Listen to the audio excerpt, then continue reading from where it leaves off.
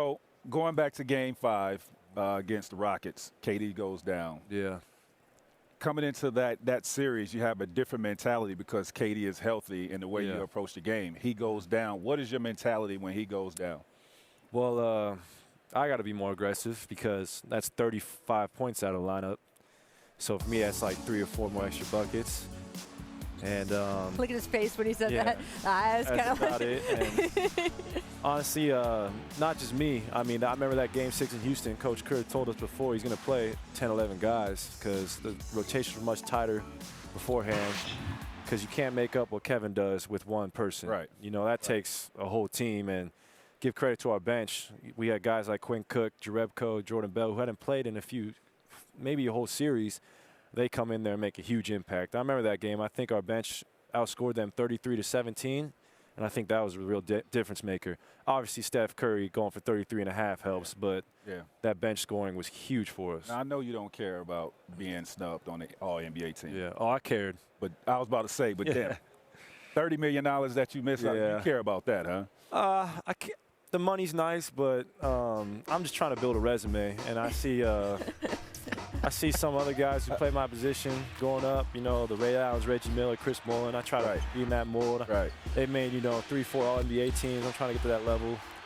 And it didn't happen this year, but hopefully go to another finals next year and it might happen then. But I just wanted to make that team so badly just because it's a huge honor thing. It's to be recognized as a top 15 player in the best basketball league in the world. That's amazing. Yeah. But like I said before, the opportunity to win a championship is greater. So. Well, that's kind of it, right? So people talk about when you put together a team like this, then you hear the sentence, everyone's got to sacrifice. It sounds like just something people say, but this is it. This is you sacrificing. That was it. The reason why the person who made All-NBA in front of you, if you look at the voting, is the only star on his team. Yeah. And so the voting sort of went like, okay, this guy has carried this team. Clay's job is easier because of the other guys on the floor. He doesn't get the points because of the other guys that he's sharing with.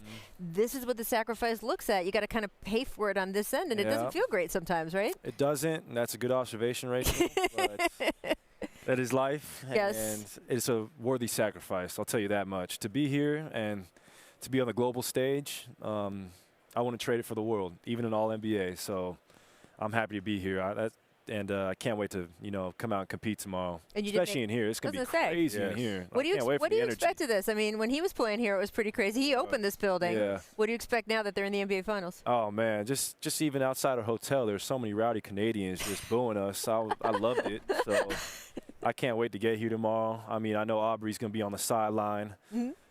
I'm not going to name him by his entertainment name until we win it.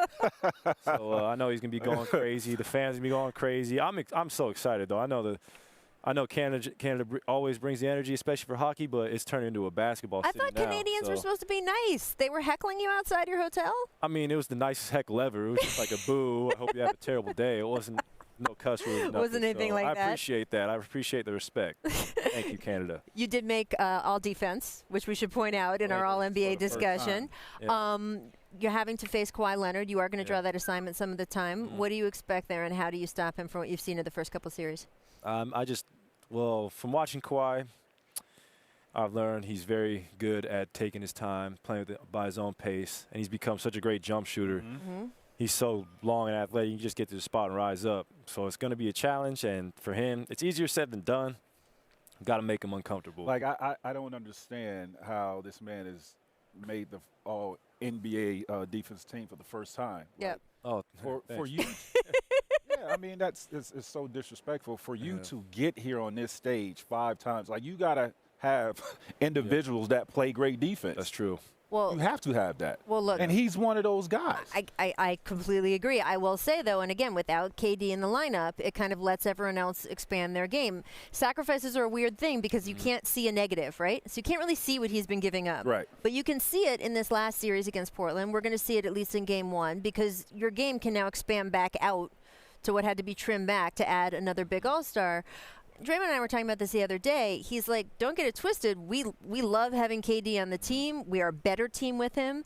But you have a certainty of winning when you walk in the building with him. That's true. And you don't have that certainty. And it's kind of exciting to live on the edge with a little more uncertainty. It's a lot edgier. It's a lot, I'm not going to lie, it's a lot edgier coming in the building without him. Just because when you go in with him and Steph, I know, oh, my job is so much easier. I'm coming off screens. They're not trying to switch everything, because then if they switch everything, we get the mismatch when KD's in the lineup, and we just toss that in the post. So it is harder. So I got to work harder to get my shots like I used to, but that's why we have a super team. One guy goes down, we can weather the storm until they come back. Still have a bunch of other All-Stars. It's not so bad. Makes it much easier. We're going to let you go because you have media day responsibilities, and apparently you love the media now. I have to ask you in closing, though. Do I, though? They didn't vote me on the All-NBA teams. Well, I love hate, but I made all defense. I don't know. So where are Something's got to give. I don't know. I'm in the middle. I'm neutral. That's how a lot of people feel about the media. I'm checking another headline with you. I know now that Rocco is not here on the NBA Finals trip. Unfortunately. Does your mom indeed pick out some of your clothes for you? Yes, she does. What mother doesn't buy her son nice things? I mean, come on. Tracy's a grown man. His mother's not picking out his clothes. She doesn't go to Barney's and, oh, Klay would like that shirt. I'll get him a shirt. I don't get my whole wardrobe, but if she knows my eyes, if she sees something that I like, that's a good mom, you know? Knows her baby. There you go. Mom. All right. Yeah. Well, any of your looks we're going to see you walk in on the NBA Finals? Mama Thompson there'll definitely be some inspired from my mom. Okay. She got me a really nice Beach Boy T-shirt. I'm excited to rock that. That's like speaks to my heart. So, I'm not gonna blow all of it on air. But, it's a surprise. When you see the Beach Boy T-shirt before one of these NBA Finals games when he's walking in the arena, Thompson. Think of Klay's mom.